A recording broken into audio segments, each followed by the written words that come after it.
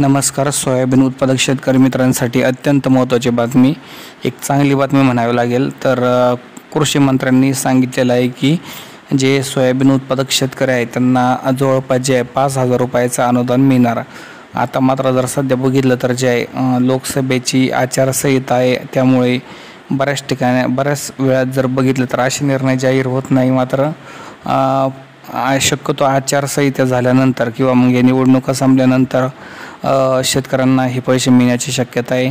सध्या तरी सांगण्यात येत आहे की 12 जून नंतर हे पैसे मिळणार. मात्र एकंदरीत जर स्थिती बघितली तर जे निकालानंतर स्पष्टच होईल की सरकार कोणाचं येईल. त्याचप्रमाणे जर बघितलं तर जे महाराष्ट्रामध्ये निवडणुका आता राज्याच्या सुद्धा येऊन ठेपणार आहे, त्यामुळे शेतकऱ्यांना खुश करण्यासाठी सरकारने हा निर्णय घेतला असेल.